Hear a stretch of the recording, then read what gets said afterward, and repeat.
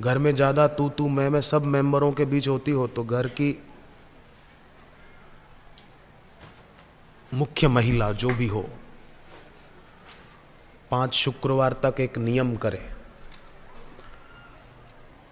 सुबह सूर्योदय से पहले नहाकर थोड़े चावल बनाए, उसमें थोड़ा घी और शक्कर मिलाकर घर से बाहर जाकर किसी गाय को खिलाकर आ जाए, पर जाते समय और आते समय मुड़कर पीछे न देखे। 5 शुक्रवार तक करे लगातार। गाय को खिलाए तो मन में बोले कि ऐसा घर में क्लेश न रहे, शांति हो घर में। तो ऐसे कई उपाय हैं, केवल उनको ही याद न करते रहें, अपनी साधना हम बढ़ाएं। देव साध्या ऋषयः, जो वेद ने कहा, देव जैसा जीवन, साधक जैसा जीवन, ऋषि पद्धति का जीवन जीना है, कितना अच्छा होगा। वेद के वचन कल्याणकारी वचन है। तो बुद्ध को कोई कुछ देता तो खा लेते, पहनने को कोई देता तो पहन लेते, पर वो 5 जो थे वो उनका बाह्य व्यवहार देखकर भाग गए। उन्होंने बुद्ध की वीतरागता नहीं देखी, पर बाहर से उनको एक देहधारी समझकर, उनको रागी व्यक्ति समझकर भाग गए।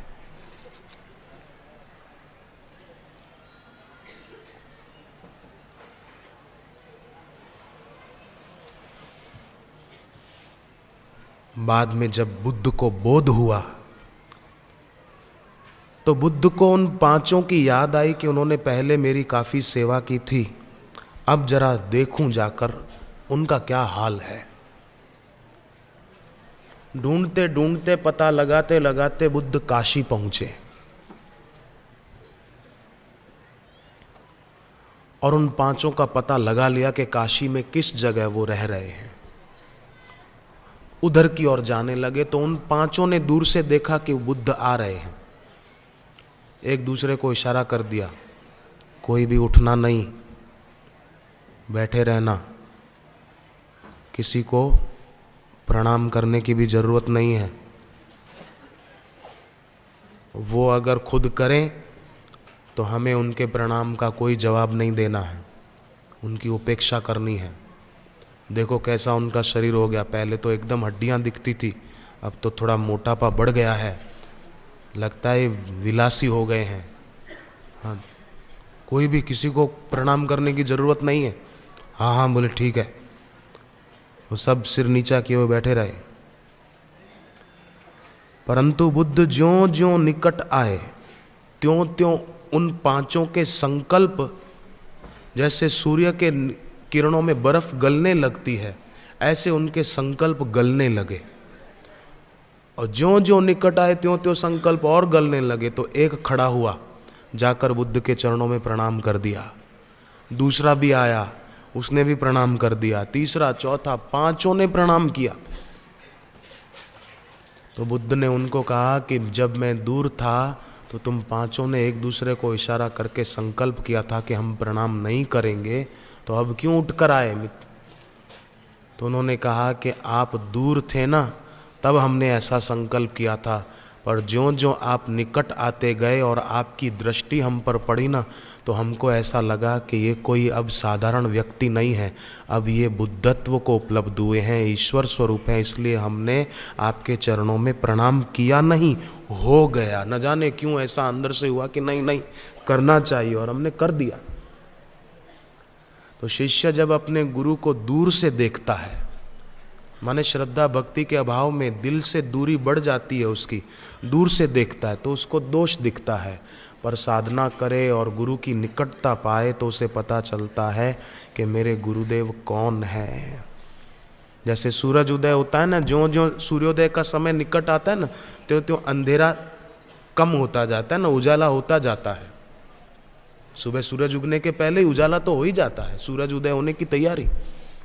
ऐसे ज्यों ज्यों शिष्य गुरु के निकट होता जाएगा त्यों त्यों उसके अंतर मन में उजाला होता जाएगा, प्रकाश बढ़ता जाएगा, अंधकार दूर होता जाएगा। शिष्य केवल इतना ही याद रखे कि जिस तराजू में लोहा तोलते हैं उस तराजू में सोना नहीं तोला जाता। हीरे जिस तराजू में तोलते हैं उस तराजू में जंग लगा हुआ लोहा नहीं तोलना चाहिए। या लोहा जिस तराजू में तोला जाता है उस तराजू में हीरे नहीं तोलना चाहिए। अपने मन को जीतना चाहिए, वश करना चाहिए हम सभी को। आपने सुनी होगी सत्संग में गुरुदेव के मुख से वो बात कि एक आदमी ने एक प्रेत वश किया था, तांत्रिक गुरु से मिलके साधना की और एक भूत को वश कर लिया था। प्रेत ने कहा मुझे काम बताओ क्या करना है, मैं फालतू नहीं बैठूंगा। बोले मेरे लिए एक बढ़िया घर बना दो। उसने बनवा दिया प्रेत ने। मेरे को रुपए पैसे इसमें ज़रा सेट करा दो, तो वो भी उसने कहीं से ला दिए प्रेत ने। ये कर दो ये कर दो, सब काम पूरा हो गया। आखिर प्रेत ने कहा अब और मुझे काम बताओ। अब उसके लिए क्या काम बचा था? खाने पीने की चीजें हो गई। प्रेत ने कहा मुझे काम बताओ नहीं तो मैं तुम्हारी गर्दन दबा दूंगा। मेरे को कोई काम चाहिए, मैं फ्री नहीं बैठूंगा।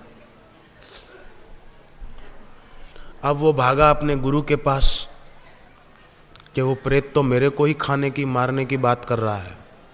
तो गुरु ने कहा अपने घर के सामने मैदान में खंबा गाड़ दो और प्रेत को बोलो जब कोई काम नहीं हो तो इस खंबे पर ऊपर चढ़ नीचे उतर, ऊपर चढ़ नीचे उतर, यही काम है तेरा। तो उसको आइडिया अच्छी लगी, खंबा गाड़ दिया और प्रेत को कहा कोई काम न रहे तो इस पर ऊपर चढ़ना नीचे उतरना, ऊपर चढ़ना नीचे उतरना।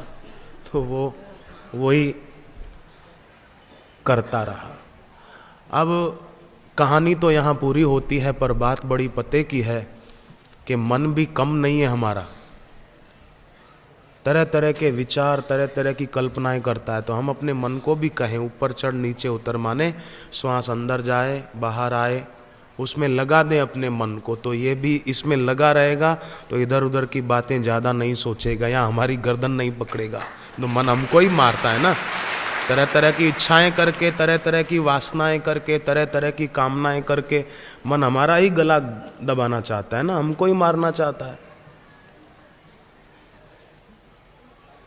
मन मरे न माया मरे, मर मर गया शरीर, आशा तृष्णा ना मरी, कह गया दास कबीर। तो इसको लगा दे, इसमें जरा ठीक रहता है।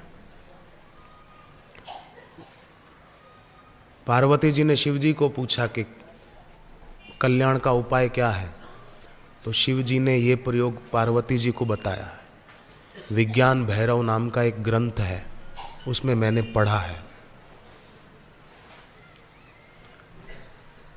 और भी कई उपाय बताए शिव जी ने। इसमें एक उपाय शिव जी ने ये भी बताया, जब रात को सोने जाते हैं बिस्तर पे, नींद आती है एकदम, अब गहरी नींद आने की तैयारी है, उस समय शिव जी कहते हैं पार्वती को जब एकदम गहरी नींद आने की तैयारी है तब भी अंदर से सजाग रहें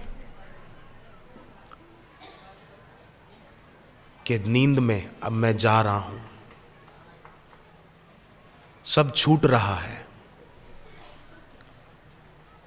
एक दिन सब छूट ही जाएगा। जो अछूट है वो कौन है? वो मेरा ही अपना आपा है। ओम ओम ओम ओम ओम ओम। गहरी नींद में अगर ऐसा करते करते चले गए, शिव जी ने कहा, तो शयन काल भी साधन काल बन जाएगा।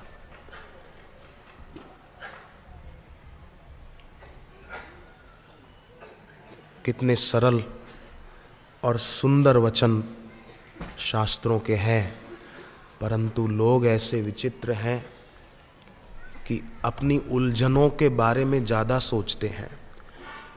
एक विज्ञानी हुए, उनका नाम एडमंड, अभी कोई बीते हुए युगों की बात नहीं है, इस युग की बात है।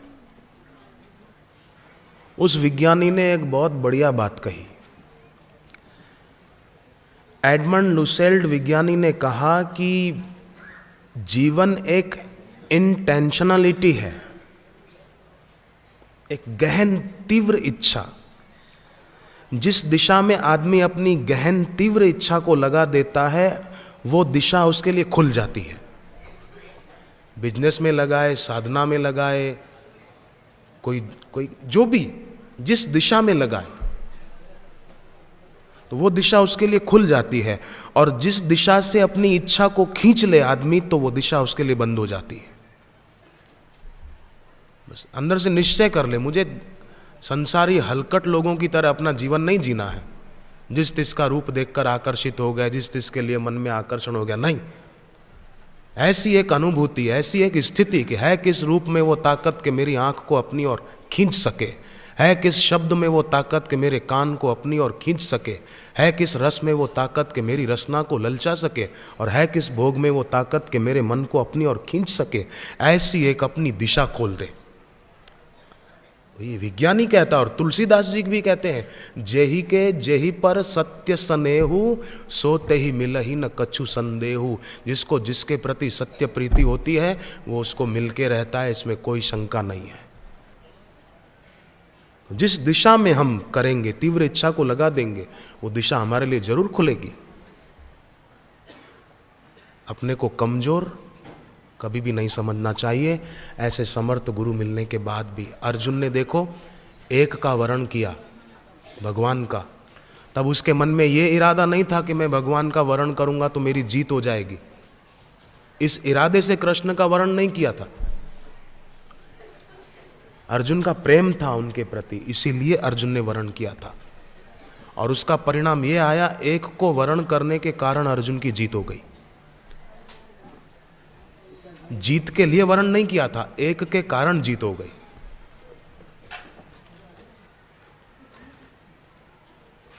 तो हम भी भीतर से उनका वरण करें।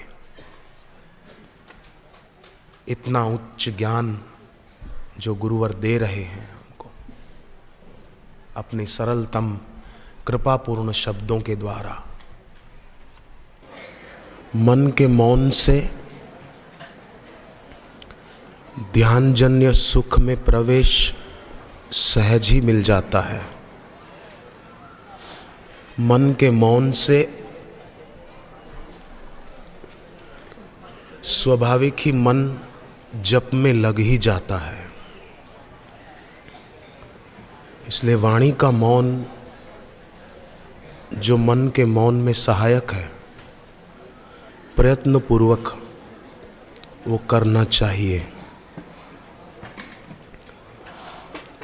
भगवान गीता के 9वें अध्याय में कहते हैं,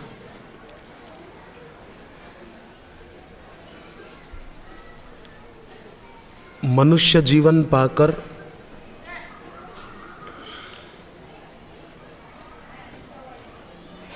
स्वर्ग को प्राप्त कराने वाले पुण्य किए, दान किया, कहीं थोड़ी सेवा कर ली, मंदिर में जाके आ गए, परंतु ये सब इसलिए किया कि हमको पुण्य हो, मरने के बाद स्वर्ग मिले। भगवान ने कहा मिलेगा जरूर ये सब करने से, परंतु क्षीणे पुण्य मृत्यु लोके विशन्ति। स्वर्ग को प्राप्त कराने वाले पुण्य किए, मरने के बाद स्वर्ग में गए, वहाँ का सुख भोगा,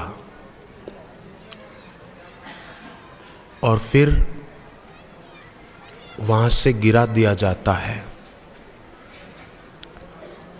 उसी प्रकार जिस प्रकार होटल में पैसा जमा करा के रहो, दूसरा अगर जमा नहीं कराएंगे तो वो पूरा होने पर मैनेजर निकाल देगा। तो होटल में तो व्यक्ति दोबारा पैसे जमा करवा भी सकता है कि मुझे और भी 2 दिन रुकना है, पर स्वर्ग में और पुण्य कमा नहीं सकते कि जिससे स्वर्ग में और रहने को मिल जाए। वहाँ तो केवल पुण्य खर्च होता है, कमाया नहीं जा सकता, और खर्च पूरा होते ही फिर वहाँ से धक्का मार देते हैं। ते तम भुक्त्वा स्वर्ग लोक विशालम क्षीणे पुण्य मृत्यु लोके विशन्ति। फिर वहाँ से मृत्यु लोक में आना पड़ता है। एवं त्रयी धर्म मनु प्रपन्ना गता गतम काम कामा लभन्ते। वे फिर मृत्यु लोक में आते हैं स्वर्ग से और आवागमन उनका चालू रहता है। फिर जन्मो फिर मरो, ये आवागमन। तो मनुष्य जीवन पाकर बड़ी बात ये है कि आस्तिक हो जाना। अब देखो, आस्तिक का मतलब ये नहीं कि भगवान को मानता है। लोग साधारणतः बोलते आस्तिक माने जो भगवान को मानता है। आस्तिक वो है जिसकी भगवान के लिए, गुरु के लिए कोई शिकायत ही नहीं है। ऐसा क्यों किया, मैं तो माला करता था फिर मेरे को ये बीमारी क्यों हो गई, मैं तो ध्यान करता हूँ, रोज पाठ करता हूँ गुरु गीता का, फिर मेरे घर में ये कष्ट क्यों आया। ऐसा जो सोचता है वो आस्तिक नहीं है, वो नास्तिक है। आस्तिक वो है जिसकी विराट अस्तित्व के प्रति कोई शिकायत नहीं रही, चाहे जो भी हो जाए,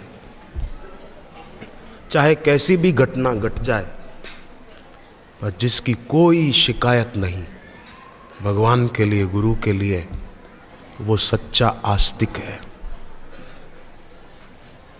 पर आजकल तो संसार में लोग उपासना भी करते हैं, तो गीता में लिखा है अंतवत्तु फलम तेषाम तद भवत्यल्प मेधसाम। अल्प बुद्धि है उन उपासकों की कि उपासना करके भी ऐसी चीज मांगते हैं जिसका अंत हो जाता है, ऐसी चीज मांग लेते हैं। भगवान कहते हैं बुद्धि नहीं है, ऐसी बात नहीं है, बुद्धि तो है पर अल्प बुद्धि है, थोड़ी कम बुद्धि है। इसीलिए जिस चीज का अंत हो जाए ऐसी चीज मांगते हैं उपासना के फल स्वरूप।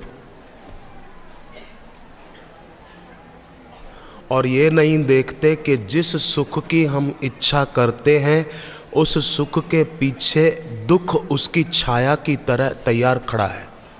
जैसे व्यक्ति आता है तो उसकी छाया भी आती है, ऐसे ही सांसारिक सुख की कामना की और उपासना करके वही मांगा देवता से, गुरु से, इष्ट से, तो उसकी जो छाया है ना वो उसको छोड़ती नहीं है। सुख की छाया दुख है, वो उसके पीछे पीछे ही आती है। दुनिया में लोग सुख का फूल खोजने जाते हैं सब, परंतु बेचारों को दुख रूपी कांटा हाथ में आ जाता है, चुभ जाता है, बड़ी पीड़ा होती है फिर बाद में। परंतु जो सत्संग सुन के विवेक बढ़ाता है वो सुख रूपी फूल खोजने नहीं जाता, क्योंकि दुनियावी सुख रूपी फूल अगर लेने गए तो कांटे में हाथ उलझेगा जरूर।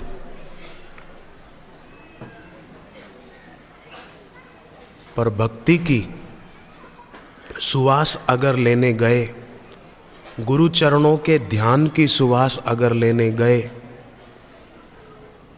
तो फिर दुख रूपी कांटा नहीं चुभेगा, नहीं लगेगा। तुलसीदास जी ने कहा कि जैसे कोई व्यक्ति को सांप काटे और वो व्यक्ति सांप के जहर से बचने के लिए मेंढक के पास जाकर बोले कि मेरे को सांप ने काटा है, तू मेरे को बचा, ऐसे बोले संसार के लोग हैं।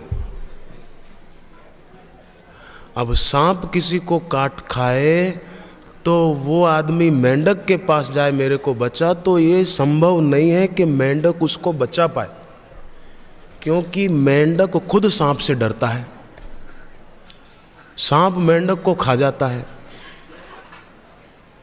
उचित तो ये हो कि व्यक्ति किसी ऐसे के पास जाए जो सांप के जहर को उतारने का मंत्र जानता हो।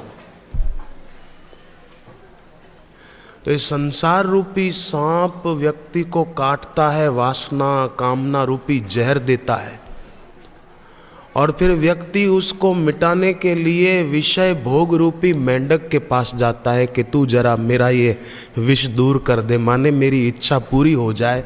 इच्छा पूरी नहीं होगी, मेंढक नहीं बचा सकता। विषय भोग वो हमको कामना से नहीं छुड़ा सकते, वो तो विष उतारने का मंत्र जिसको पता हो, और वो गुरु को पता होता है। इसीलिए आद्य शंकराचार्य जी ने कहा, कामादि सर्पम व्रजगारुडाभ्याम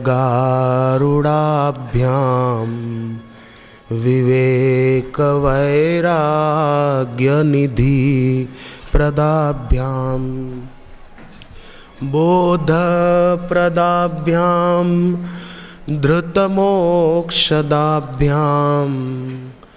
नमो नमः श्री गुरुपादुकाभ्याम। उन गुरु के चरणों में, उन गुरु की चरण पादुका में प्रणाम है कि जो गुरु काम रूपी सांप का विष उतारने के लिए मानो गारुड़ी मंत्र का प्रयोग कर देते हैं, जिससे उसका विष नष्ट हो जाए।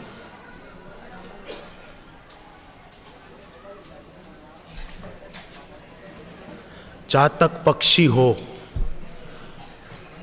वो मेघ के पानी का इंतजार करता है ना, बरसात हो तो मैं वही पानी पीऊं। पर चातक पक्षी सामने उठते हुए धुएं के गोट को बादल समझकर वहां जाए कि वहां मेरी प्यास बुझेगी, वो बादल है, पर वो बादल नहीं है, धुएं का गोट है। उसकी प्यास बुझेगी नहीं, अपितु उसकी आंखें जलेगी। ऐसे ही साधक कभी अगर थोड़ा सा गुरु से दूर हो और सोचे कि मैं जरा इससे सुख लूं, तो सुख नहीं मिलेगा, आंख जलेगी, माने दिल में तपन बढ़ जाएगी, दोष बढ़ जाएंगे। इसलिए सावधान। सांसारिक सुख की छाया दुख है, मन को पूरा दिखाई नहीं देता है, ये हमारे मन की कमजोरी है। मन को केवल सुख दिखता है संसार में, पर उसके पीछे उसकी छाया जो है दुख, वो नहीं दिखता, क्योंकि मन में उतनी शक्ति नहीं है। वैसे देखा जाए तो शक्ति है, पर उसको जगाया नहीं है।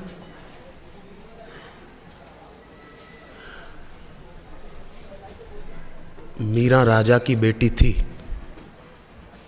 सुविधा की कोई कमी नहीं थी उसके पास, परंतु आप ये बताइए, क्या मीरा को उन सुविधाओं में सुख दिखा क्या? नहीं दिखा ना। तभी तो उसने कहा मोहे लागी लगन गुरु चरणन की। अब आप देखो बुद्ध को, वो राजा के बेटे थे, सिद्धार्थ जब नाम था बचपन में, तो उनके पिताजी उनको राजा बनाना चाहते थे राज तिलक करके, परंतु उनको राजगद्दी में या सुविधाओं में या संपत्ति में सुख दिखा क्या?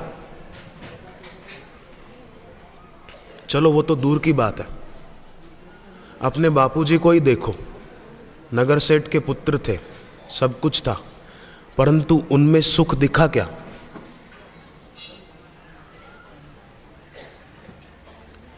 परंतु हम लोग वासना जो आभास करा देती है सुख का गलत जगह, कि ये होगा तो ही मजा आएगा, तो हम फिर उपासना पूजा पाठ करते भी हैं ना, तो बदले में हम वही चाहते हैं जिनको सच्चे संतों ने दुख रूप जानकर त्याग दिया था।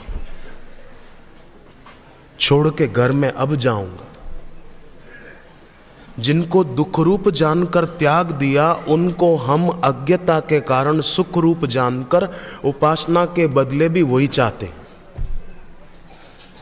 ये एक आश्चर्य है।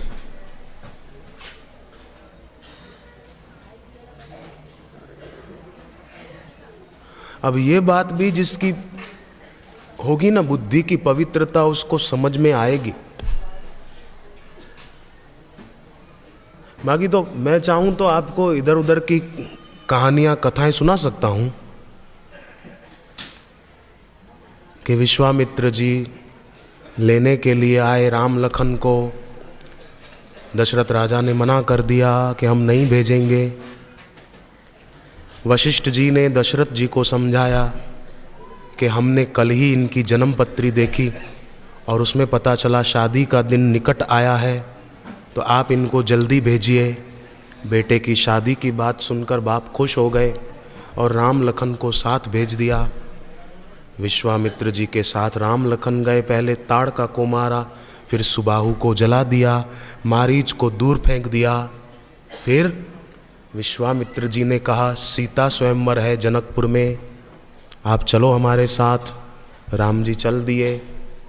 रास्ते में गौतम ऋषि का आश्रम पड़ा। वहाँ पर अहिल्या पत्थर के रूप में पड़ी थी। राम जी ने पूछा ये कौन है? विश्वामित्र जी बोले कि ये गौतम ऋषि की पत्नी है, इसको श्राप मिला था इसलिए पत्थर हो गई, आप इस पे कृपा करो, इसको चरण रज दे दो ताकि इसका उद्धार हो जाए। राम जी ने गुरु आज्ञा मानकर चरण रज दे दी। अहिल्या का उद्धार हो गया। अहिल्या गई भगवान के धाम में। फिर राम जी जनकपुर पहुँचे और जनकपुर में कई राजे महाराजे आए थे। रावण भी आया पर धनुष हिला तक नहीं पाया। दूसरे राजे भी आए पर कोई उठा न पाए। आखिर सब थक कर बैठ गए तो जनक राजा को कहना पड़ा कि धरती वीरों से खाली हो गई है। इतने में लक्ष्मण जी को गुस्सा आया। खूब गुस्से में कुछ का कुछ बोल गए। तो राम जी ने इशारा किया कि चुप बैठो लखन लाला, आखिर हमारे होने वाले ससुर के सामने इतना क्रोध मत करो। लक्ष्मण जी बैठ गए। तब विश्वामित्र समय शुभ जानी, विश्वामित्र जी ने शुभ समय जाना। विश्वामित्र समय शुभ जानी, बोले अति स्नेहमय वाणी। उठऊ राम भंजऊ भव चापा, मेटहु तात जनक परितापा। गुरु की बात सुनकर राम जी को अत्यंत हर्ष हुआ कि गुरु ने मुझे आज्ञा दी, गुरु ने मुझे इस लायक समझा। गुरु का वचन सुनकर राम जी खड़े हुए। सुनी गुरु वचन चरण सिर नावा, गुरु को प्रणाम किया। हर्ष विषाद न कछु उर आवा। राम जी गए पर वहाँ जाकर भी सबसे पहले अपने गुरु को दोबारा प्रणाम किया। पहले करके आए, दोबारा प्रणाम किया। फिर धनुष उठाया, तोड़ दिया। सीता जी वरमाला लेकर आने लगी, परंतु राम जी को पहनाती नहीं है। तो सबको आश्चर्य हुआ कि क्या बात है, क्यों नहीं माला पहनाती है। इतने में राम जी ने लक्ष्मण को कुछ इशारा किया। लक्ष्मण ने इनकार में सिर हिला दिया। तो विश्वामित्र जी ने पूछा कि बात क्या है, आपने नज़रों ही नज़रों में क्या बात कर ली। तो लक्ष्मण जी ने कहा कि राम जी संकेत कर रहे हैं सीता जी का कद छोटा पड़ रहा है, तुम तो शेष के अवतार हो, धरती तुम्हारे सहारे टिकी है, तुम जरा धरती को यूं ऊंचा कर दो ना ताकि सीता जी माला पहना सके। तो मैंने इनकार कर दिया कि ये मैं ऊंचा कर भी दूं तो समस्या बनी रहेगी, क्योंकि धरती एक जगह से ऊंची नहीं होगी, सब तरफ से ऊंची होगी, समस्या वही की वही बनी रहेगी। मैंने इनकार कर दिया कि ये नहीं हो सकता। तो विश्वामित्र जी ने कहा कि अब क्या होगा। तो लक्ष्मण जी ने कहा तुसी किसे गल दी परवाह ना करो, हुण तुसी वेखो असी की कर दे। हाँ अब आप देखो मैं क्या करता हूँ। बोले क्या करते हो? बोले देखो। लक्ष्मण जी दौड़ पड़े, सीधे राम जी के चरणों में दंडवत प्रणाम कर दिया।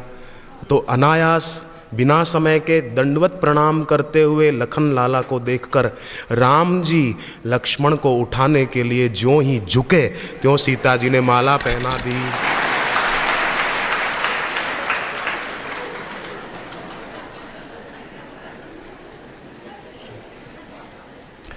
अब मैं चाहूं तो इसका बहुत विस्तार कर सकता हूं, परंतु मैं ये चाहता हूं कि हम सभी साधक भाई बहनें ये बात को ठीक से हम अपने दिल दिमाग में बिठा लें कि उपासना करके, प्रार्थना करके अगर हम दुनियावी चीजें ही चाहेंगे तो उनकी छाया तो दुख है। तो आस्तिक वो है जिसकी अस्तित्व के प्रति कोई शिकायत नहीं है, वो आस्तिक है। और नास्तिक वो है जो बाहर से दिखता है भगत, परंतु भीतर में शिकायतें भरी है कि ये क्यों हुआ, इससे बात की, मेरे से बात क्यों नहीं की, फलाने को आगे जाने दिया, हमको बापू के पास क्यों नहीं जाने दिया। हाँ ठीक है भाई, बड़े लोग जा सकते हैं गुरु जी के पास, हम थोड़ी जा सकते हैं, हम तो गरीब आदमी हैं। ये नास्तिकवाद है, ये नास्तिकता है। सावधान, ऐसा कभी सोचना भी नहीं। मैं कौन सा पैसे वाले का बेटा हूं? मैं आश्रम में क्या लाया था?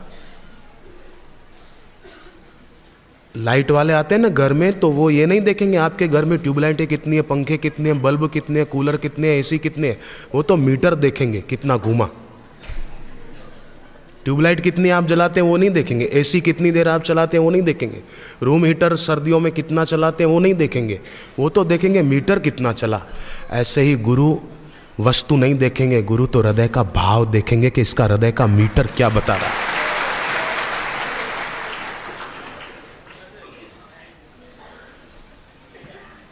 तो दुनियावी सुविधाएं तो सब थी, परंतु बुद्ध ने, महावीर ने, मीरा ने, पूज्य बापू ने, गुरु नानक देव ने, इन्होंने उनकी छाया दुख देख ली, इसलिए उनको वो चीजें सुखरूप नहीं लगी। पर हमने उन चीजों में सुख देखा, उसकी छाया दुख नहीं देखी, इसलिए हमको लगता है कि नहीं, हमको तो ये मिले तो ही मजा है बस। अंतवत्तु फलम तेषाम, 7वें अध्याय का 23वां श्लोक है, तद भवत्यल्प मेधसाम। गीता लोग कंठस्थ कर लेते हैं और कोई बुरा नहीं है कंठस्थ कर लेना, कई लोग कर लेते हैं, कई छोटे छोटे बच्चे भी कर लेते हैं गीता कंठस्थ, 1 अध्याय 2 अध्याय कंठस्थ कर लेते हैं। कंठस्थ करना बुरा नहीं है, पर हृदयस्थ करना वो ज्यादा अच्छा है, अच्छी बात है। गाने याद रखें उसकी अपेक्षा गीता याद रखें, पर कंठस्थ की अपेक्षा हृदयस्थ करे तो और ज्यादा अच्छा है। गरीब आदमी जो होता है ना, उसको लगता है कि मेरे पास चीजें नहीं है इसलिए मैं दुखी हूं, मेरे पास भी अगर कार होती तो कितना मजा आता। और अमीर आदमी के पास ये चीजें हैं इसलिए दुखी है। मिठाई तो नौकर खा लेता है, सेठ नहीं खा सकता क्योंकि उसको शुगर है।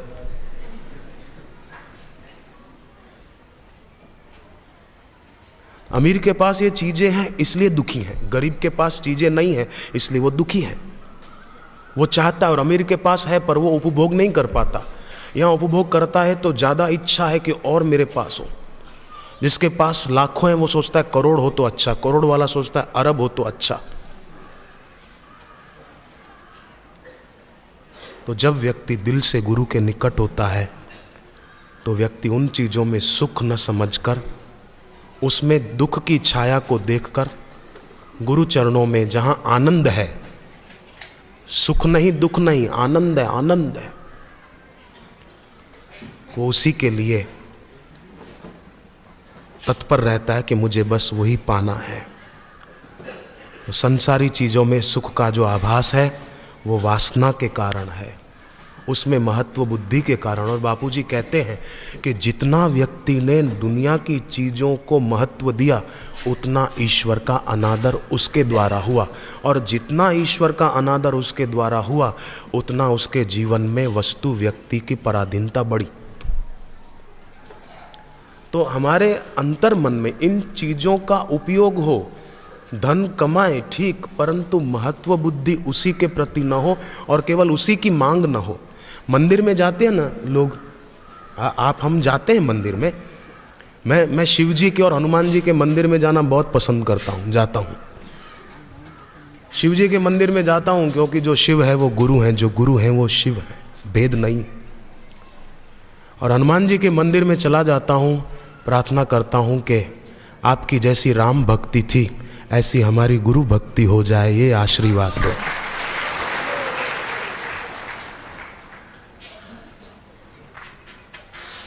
तो मंदिर में जाते हैं ना तो क्या करते हैं हम लोग, जूते बाहर उतार देते हैं, चप्पल बाहर उतार देते हैं। ये नियम है। क्यों उतार देते हैं बाहर जूते? कि भाई वो बाजार से पहनते हुए आए हैं, मंदिर अपवित्र हो जाएगा, इसलिए जूते चप्पल बाहर उतार दो। परंतु जूता अगर गलती से अंदर चला भी गया ना तो मंदिर अपवित्र नहीं होगा। चप्पल अंदर चली गई तो मंदिर अपवित्र नहीं होगा, परंतु जो हम कारण लेकर जाते हैं मंदिर में, उससे मंदिर ज़्यादा अपवित्र होता है। ये हो जाए जरा, ये हो जाए जरा, ये हो जाए, ये कारण को बाहर रख कर जाएं। बरसात होती है ना तो पानी तो पहाड़ पर भी गिरता है पर वहाँ रुकता नहीं है, पानी खोजता है कि खड्डा कहाँ है, उधर जाके जमा हो जाता है। ऐसे ही भगवान भी खोजते हैं कि मेरा प्यारा कहाँ है, मेरा सच्चा उपासक कहाँ है, जिसकी कोई कामना नहीं है। पहाड़ तो अपने में बहुत कुछ भरकर बैठा है, ऊंचा बन के बैठा है, पर गड्ढा अपने में कुछ भर के नहीं बैठा, वो खाली है। माने अंदर ये प्रतीक है, माने अंदर उसकी कोई कामना नहीं है। तो बरसात का पानी पहाड़ से उतरता हुआ गड्ढे में आके जमा हो जाता है। तो हम अपने में कुछ लेकर ना बैठे, उनको पता नहीं है कि इसको क्या जरूरत है।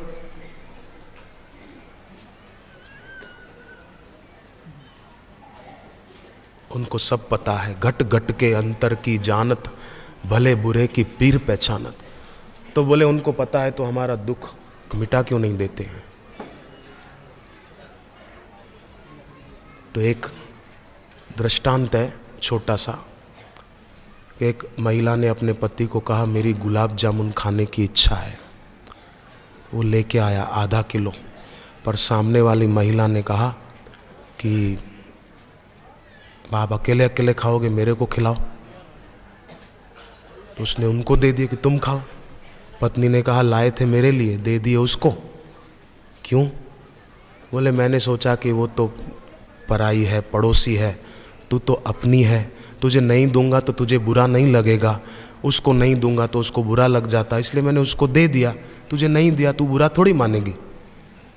तो जो अपने होते हैं ना, जिनको वो अपना मानते हैं, कभी कभी उनको कई बार कोई चीज़ नहीं भी देते हैं। भगवान मानो सोचते हैं कि इसको बुरा नहीं लगेगा क्योंकि ये मेरा अपना है, उसको दे दिया तो ठीक है। चलो, रावण को लंका मिल गई तो ठीक है, और शबरी झोपड़ी में रहती तो अपना मानते हैं।